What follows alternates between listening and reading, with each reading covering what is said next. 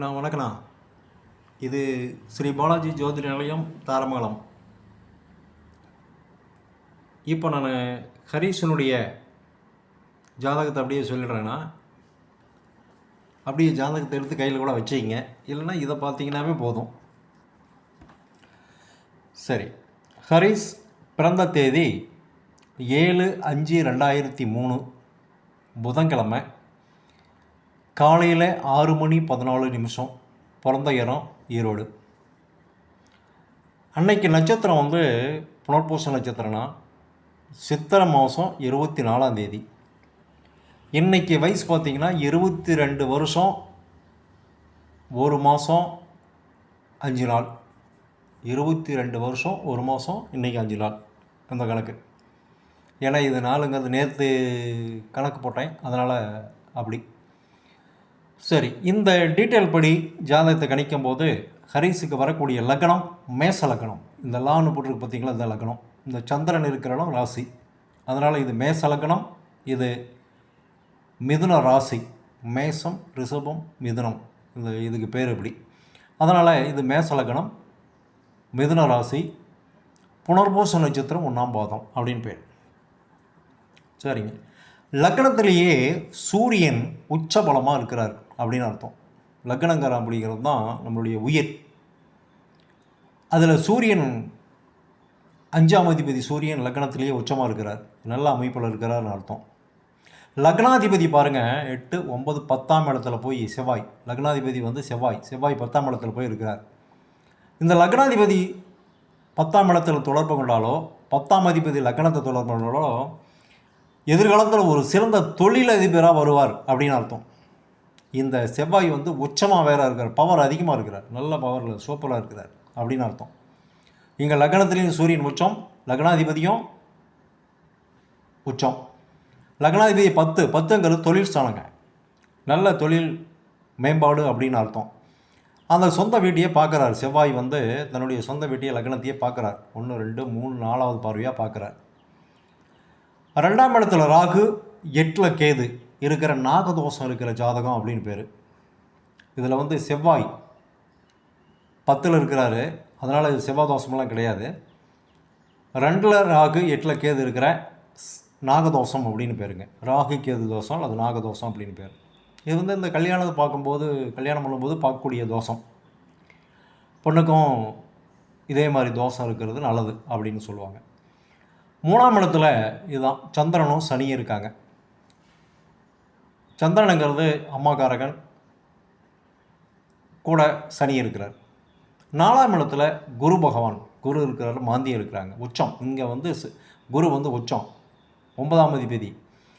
சூரியன் 5ஆம் அதிபதி நல்லா உச்சமாக இருக்கிறாரு, 9ஆம் அதிபதி குருவும் உச்சமாக இருக்கிறாரு. அதான் 5, 9 உச்சம் அப்படின்னாவே அது சூப்பரான ஜாதகம் அப்படின்னு பேர். அதனால் மொத்தம் சூரியன் உச்சம், குரு உச்சம், செவ்வாய் உச்சம், சுக்கிரன் உச்சம், இப்படி 4 கிரகங்கள் உச்சமான ஜாதகம். கிட்டத்தட்ட ஒவ்வொரு சில ஜாதகங்கள்லாம் ஒன்று கூட உச்சமாக இருக்காது. உச்சம் அப்படிங்கிறது நல்ல பவர்னு அர்த்தம். நீச்சம் அப்படின்னா தான் கெட்ட பலன்னு அர்த்தம். இது உச்சம், அருமையான ஜாதகம் அப்படின்னு அர்த்தம். 8ல் கேது இருக்கிறார், 10ல் செவ்வாய், 12ல் சுக்கிரன். அதாவது 2க்கும் 7க்குமான அதிபதி. 2ஆம் அதிபதிங்கிறது குடும்பம், 7ங்கிறது மனைவி ஸ்தானம். அதுக்கான அதிபதி வந்து சுக்கிரன் வந்து 12ல் விரயஸ்தானத்தில் உச்சமாக இருக்கிறார், குருனுடைய பார்வையிலும் இருக்கிறார். அதாவது 2க்கும் அதிபதி 7க்கும் அதிபதி சுக்கிரன் உச்சம் அப்படிங்கிறது என்னென்னா தூரத்து சொந்தம். கிட்டத்தட்ட சொந்தம் தான், தூரத்து சொந்தத்தில் அவருக்கு வந்து வாழ்க்கை துணை அமையும்.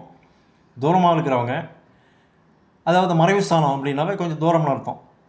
வெளியூர் வெளிநாடு இந்த மாதிரி கூட இருக்கலாம், அவங்க வேலை செய்கிற இடம் அப்படி கூட இருக்கலாம், அப்படி அமையும் அப்படின்னு அர்த்தம். இந்த கட்டங்கள் எல்லாம் இந்த கிரகங்களுடைய, இங்கே இருக்கிற கிரகங்களுடைய பலம் எப்படின்னு தெரிஞ்சுக்கிறதுக்காக இந்த கட்டம். இதுக்கு பேர் அம்சம் பேர். அவர் பிறந்திருக்கிற யோகம் வந்து திருதி யோகம் அப்படின்னு பேர். யோகம் திருதி. கரணம் வந்து கௌளவம் அப்படின்னு பேருங்க. திதி சூனிய ராசிகள், அதாவது திதி சூனியம் ஆயிருக்கு 2 ராசி. ஒவ்வொரு லக்ன ஜாதகத்துலேயும் 2 ராசிகள் திதி சூனியம் அலைஞ்சிருக்கும். இங்கே வந்து மேசமும் சிம்மமும் திதிசூனியம் மறைஞ்சிருக்கு. சிம்மத்தில் கிரகங்களே இல்லை, அதனால் பிரச்சனை இல்லை.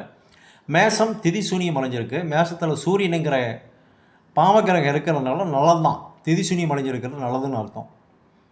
இந்த லக்னத்தினுடைய ஜாதகத்தினுடைய யோகாதிபதி ராகு, 2ஆம் இடத்துல ராகு தான் யோகம் செய்கிறவர். இந்த சுக்கிரன் வந்து கெடுதல் செய்யக்கூடியவர் அப்படின்னு அர்த்தம். இந்த அமைப்பில் பிறந்திருக்கிறாரு. குரு தசையில் 12 வயசு 5 மாதம் 8 நாள். இவர் பிறந்து, அதாவது 7/5/2003 பிறந்தார் இல்லையா, அன்னையிலிருந்து 12 வருஷம் 5 மாதம் 8 நாளைக்கு குரு தசை தான். குரு வந்து மொத்தம் 16 வருஷம். 16 வருஷத்தில் 12, இவர் பிறந்த பிறகு 12 வருஷம். அப்போ மீதி வந்து அவர் கர்ப்பசையில் போயிடுச்சுன்னு அர்த்தம். அதனால் இவர் பிறந்த பிறகு 12 வருஷம் 5 மாதம் 8 நாள் குரு தசை நடக்குது. 12 வருஷத்தில் கிட்டத்தட்ட பார்த்திங்கன்னா ஒரு 7வது படிச்சு குரு தசை அப்படிங்கிறதுனால 9ஆம் அதிபதி திசை, படிப்பு ஸ்தானம் எந்த பிரச்சனை இருக்க நல்லாவே இருக்கும் அப்படின்னு அர்த்தம். 2ல் ராகு இருந்தாலுமே 2 தான் தொடக்க கல்வி. இதில் ராகு இருந்தாலும் இது சுக்கிரனுடைய வீடு தான். வீடு கொடுத்தவன் சுக்கிரன் வச்சோம். அதனால் தொடக்க கல்வியிலேருந்து எந்த ஒரு தொய்வு இல்லாமல் நல்லாவே இருக்கும் அப்படின்னு அர்த்தம். என்ன உடல் ரீதியான இது மட்டும் கொஞ்சம் 2ல் ராகு இருக்கிறதுனால, 2ங்கிறது நேத்திரம், உடல் குறிக்கக்கூடியது. ராகு அது இருக்கலாம், உடம்பு பிடிக்காது. சின்ன வயசுலேயே உடம்பு பிடிக்காமல் தான் இருந்திருக்கும், அப்படி இருக்கும்.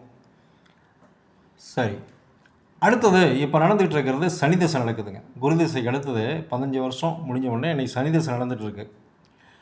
15/10/2034 வரையிலுமே சனி திசை தான். இவருடைய 31 வயசு 5 மாதம் வரையில் சனி திசை நடக்குது. இந்த லக்னத்துக்கு சனி பாருங்கள் 10/11க்கு அதிபதி. சனி 3ஆம் இடத்துல இருக்கலாம். 3ஆம் இடத்துல அப்படிங்கிறது வீர்ஜியம், ஜெயம், வெற்றி, முயற்சி, இந்த மாதிரி ஸ்தானம். அங்கே வந்து 3ஆம் இடத்துல இந்த சனி இருக்கிறது ரொம்ப நல்லதுதான் அப்படின்னு அர்த்தம். 3ஆம் இடம் அப்படிங்கிறது ஆயுள் ஸ்தானத்தையும் குறிக்கும். ஆயுள் ஸ்தானம், ஆயுள் காரகன் வந்து சனி, ஆயுள் ஸ்தானாதிபதி செவ்வாய், அவரும் உச்சம். அதனால் நல்ல ஆயுளுடன் இருக்கக்கூடிய ஜாதகம் அப்படின்னு பேர். இப்போ நடந்துகிட்டு இருக்கிறது, அதாவது 2015 அவர் வந்து குரு தசை முடிஞ்சிருச்சு.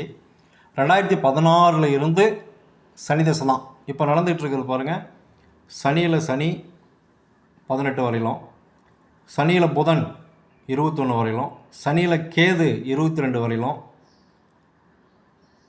8/22. சனியில் சுக்கிரன் 10/25. பொதுவாகவே இந்த சுக்கிரன் புத்தியெல்லாம் வந்ததுன்னு வச்சிங்களேன், அப்போ தான் இந்த திருமணத்துக்கான ஏற்பாடுகள்லாம் பண்ணுவாங்க. இவர் முன்னாடியே படிப்பெல்லாம் முடிச்சிருந்தாலும் வேலைக்கு போயிருந்தாலும் இந்த டைமில் நீங்கள் கல்யாணத்துக்கான ஏற்பாடு பண்ணுவீங்க. இந்த டைமில் அதுக்கான வாய்ப்புகள் இருக்குது. அதாவது இப்போ ஆனால் டைம் ஆயிடுச்சு. 6/10/25, 6/10/25 அது வரையிலும் சுக்கிர புத்தி இருக்குது. சனி தசையில் சுக்கிர புத்தி. அதனால் இந்த சுக்கிரன் நிற்கிற கால் பார்த்திங்கன்னா புதனுடைய கால். அதனால்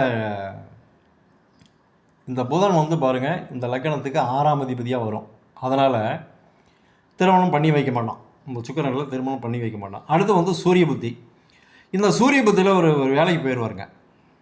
10/25க்கு அப்புறம் பார்த்தீங்கன்னா அதுக்குள்ளேயே கூட வரலாம். அதுக்கு பின்னாடி வந்து இந்த சூரிய புத்தியில், சனி தசை சூரிய புத்தியில் அவருடைய 23 வயசுக்குள்ளே பார்த்திங்கன்னா வேலைக்கு போயிடுவார். அதுக்கப்புறம் சந்திர புத்தி வருது. இந்த சந்திர புத்தியில் அவருக்கு நீங்கள் திருமணத்துக்கான ஏற்பாடுகள்லாம் பண்ணுவீங்க. இந்த சூரியனே பார்த்தீங்கன்னா சுக்கிரன் சார்ந்தான் நிற்கிறது. இதுலேயே அதனுடைய பேச்செல்லாம் அடிப்படும். அவருடைய 23 வயசுலேயே 24, 25 பண்ணிங்கன்னா அது வந்து சிறப்பாக இருக்கும். 25 சந்திர புத்தி முடிஞ்சு செவ்வாயோடு வருது. ஏன்னா செவ்வாய் நிற்கிறது பாருங்கள் சந்திரனுடைய சாரம். சந்திரன் வந்து நல்லதான், நல்ல சாரத்தில் தான் நிற்கிது. அதனால் இந்த செவ்வாய் புத்தியில் 25 வயசில் இவருக்கான திருமண ஏற்பாடுகள் நீங்கள் வந்து பண்ணுவீங்க. இப்படி இருக்கக்கூடியது எதிர்காலத்தில். இப்போ வந்து தற்போதைக்கு வந்து அடுத்தவர்களோட போய் வேலை செய்கிறது தான் அந்த அமைப்பாக இருக்குது. இந்த லக்னத்திலேயே சூரியன் உச்சம், 10ல் செவ்வாய் அப்படிங்கிறதுனால அரசு சம்மந்தப்பட்ட இதில் எக்ஸாம் எழுதினார் அப்படின்னா நிச்சயமாக நல்ல வாய்ப்பு இருக்குது. ஏன்னா குரு பார்வை இருக்குது, நல்ல வாய்ப்பு இருக்குதுங்க. ஆனாலும் இந்த செவ்வாய் 10ஆம் இடத்துல இருக்குது அப்படிங்கிறது ஒரு பவர்ஃபுல்லான போஸ்ட்டில். ஏன்னா 10ஆம் இடம் தான் தொழில், வேலை. சனியும் 3ஆம் இடத்துல இருக்கிறது நல்லது தான். முயற்சி ஸ்தானத்தில் முயற்சி செஞ்சார் அப்படின்னா ஒரு டிஎன்பிஎஸ்சி எக்ஸாம்பிள் எழுதி யூனிஃபார்ம் போடாத ஒரு பவர்ஃபுல்லான ஒரு போஸ்ட்டில் உட்கார்றதுக்கு நல்லா இருக்கும். யூனிஃபார்ம் போட்டு தான் இன்னும் கிடையாது. இப்போ மிலிட்ரி, போலீஸு இந்த மாதிரி ஒரு பவர்ஃபுல்லான ஒரு போஸ்ட்டில் ஆஃபீஸ் லெவலில் உட்காரத்துக்கான எக்ஸாம் எழுதுனாருன்னா டக்குன்னு வந்துடும். இப்போ நடந்துகிட்டு இருக்குது சனி தசையும் கூட. அதனால் அதுக்கான வாய்ப்புகள் நல்லா இருக்குது. முயற்சி பண்ண சொல்லுங்கள். ஆனாலும் இப்போ வந்து ப்ரைவேட் கம்பெனியில் சேர்ந்துடுவார் சூரிய புத்தியில். அதாவது 26, 23 வயசில் இந்த மாதிரி வந்துடும். அதுக்கப்புறம் பார்த்திங்கன்னா இந்த செவ்வாய் புத்தியில் மறுபடியும் மாறும். இவருடைய 29 கல்யாணத்துக்கு பின்னாடி வந்து இவருடைய தொழில் மாறும். எதிர்காலத்தில் சனிக்கு அடுத்து புதன் தசை வருதுங்க. அப்போ வந்து தொழிலே மாற்றுவார். இவர் என்ன வேலைக்கு போனாலுமே அடிஷ்னலாக இன்னொரு வேலை தன்னுடைய சொந்த காலில் நிற்கிறதுக்கு, சொந்தமாக சுயமாக தொழில் செய்கிறதுக்கு முயற்சி பண்ணக்கூடிய அமைப்புகள் நல்லா ஸ்ட்ராங்காக இருக்குது. அந்த புதன் திசையில் பண்ணலாம். எப்போ அப்படின்னா இங்கே பாருங்கள், குரு சனி தசை வந்து உங்களுக்கு இதுவரையில் இருக்குது. அவருடைய 31 வயசு வரலையுமே இருக்குது சனி தசை இருக்குது. அதுக்கப்புறம் வரக்கூடியது புதன் தசை 48 வரையிலும், 32லேருந்து 48 வரையிலும் புதன் தசை இருக்குது. அந்த புதன் வந்து லக்னத்திலேயே இருக்கிறார். புதன் நிற்கிற சாரம் பாருங்கள், புதன் நிற்கிறது சுக்கிரனுடைய சாரத்தில் நிற்கிறாரு. மனைவி வந்த பிறகு தொழிலில் அற்புதமான ஒரு அமைப்பு இருக்கக்கூடிய இந்த ஜாதகம் ரொம்ப நல்லா இருக்குது அப்படின்னு அர்த்தம். புதன் வக்கரமாக இருக்கிறதுனால, சுபகிரகம் வக்கரமாகிறது நல்லது தான். பாருங்கள், புதன் வக்கரம் நல்லது தான். அதனால் புதன் திசை முழுசுமே நல்லாயிருக்கும். 2 வருமானம் இருக்கும். 2 விதமான வருமானம் இந்த ஜாதகருக்கு உண்டு அப்படின்னு அர்த்தம். இந்த ஜாதகப்படி பார்த்திங்கன்னா அம்மா ஸ்தானத்துக்கு 2 வருஷத்துக்கு முன்னாடி பாருங்கள், 1, 2, 3, 4 இதுதான் அம்மா ஸ்தானம். இந்த ராசி வந்து கடகராசி. கடந்த 2 வருஷமாக கொஞ்சம் உடல் ரீதியான தொந்தரவுகள் கொஞ்சம் அம்மா ஸ்தானத்துக்கு இருக்குது. இப்போ கொஞ்சம் பரவாயில்ல. இப்போ ஒரு மாத செலவுலேருந்து கொஞ்சம் பரவாயில்ல. அப்பா ஸ்தானத்துக்கு எந்த பிரச்சனையும் இல்லை. அவர் ஏற்கனவே கொஞ்சம் அஷ்டம சனியில் கொஞ்சம் பிரச்சனைகள் இருந்தது. கொஞ்சம் உடல் ரீதியான தொந்தரவு கூட வந்திருக்கும் அஷ்டம சனியில். இன்றைக்கி அதெல்லாம் விலகி போயிடுச்சு, நல்லாவே இருக்குது அப்படின்னு அர்த்தம். அதனால் எதிர்காலத்தில் ஒரு மிகச்சிறந்த ஒரு நல்ல வருமானம் இருக்கக்கூடிய ஒரு தொழிலில் இருப்பார். ஒரு தொழிலதிபராக இருப்பார். நல்ல ஒரு சிந்தனை, நல்ல அமைப்பில் இருக்கக்கூடிய இந்த ஜாதகம். அதனால் அருமையாக இருக்குது. வேறு ஏதாவது சந்தேகங்கள் வேணும் அப்படின்னா, மெயினாக வந்து திருமணத்தின் போது இந்த நாகதோஷம் இருக்கிற மாதிரி நீங்கள் பொண்ணு பாருங்கள், அவ்வளோதான். இதுலேயே இருக்க வேண்டியதில்லை. இப்போ 2ல் கேது, ராகு 8ல் கேது இருக்குது. அங்கே வந்து இந்த லக்னத்தில் 7லேயும் இருக்கலாம், 2லேயும் 8லேயும் இருக்கலாம். அப்படி அமைப்பில் இருக்கிற மாதிரி நீங்கள் பொண்ணு பார்க்கலாம். ரைட். 4 கிரகம் உச்சமான சூப்பரான ஜாதகம். அதனால் அற்புதமான யோகம், ஒன்றும் பிரச்சனை இல்லை. இதில் வந்து பின்னாடி வந்து இவருக்கு முன்பின்னும் எதுவும் இல்லை அப்படிங்கிறதுக்கு என்ன காரணம்னா, இதுதான் முன்னாடி வந்து பின்னாடி இந்த சகோதரக்காரகன் புதன் வக்கரம், அந்த இடத்துல சனி இருக்கிறார். சனி இருக்கிற இடம் அந்தளவுக்கு வளர்ச்சி அடையாது. அதனால் சகோதரன் இல்லை அப்படின்னு அர்த்தம். 11ஆம் அதிபதி இவருக்கு மூத்த இதுவும் பார்த்திங்கன்னா 11ஆம் அதிபதி சனியாக வரார். அதனால் அண்ணன் தம்பி யாருமே அந்த அமைப்பு இருக்கிறதுக்கு இது இந்த சனி பகவான் தான் காரணம். இப்படி இருக்கிற இந்த ஜாதகம் மிக சிறப்பான எதிர்காலம் இருக்குது. வாழ்த்துக்கள் சொல்லுங்கள். நன்றி. வேறு ஏதாவது சந்தேகம் அப்படின்னா நீங்கள் ஃபோன் பண்ணி கேட்கலான்னா நன்றி, வணக்கம்.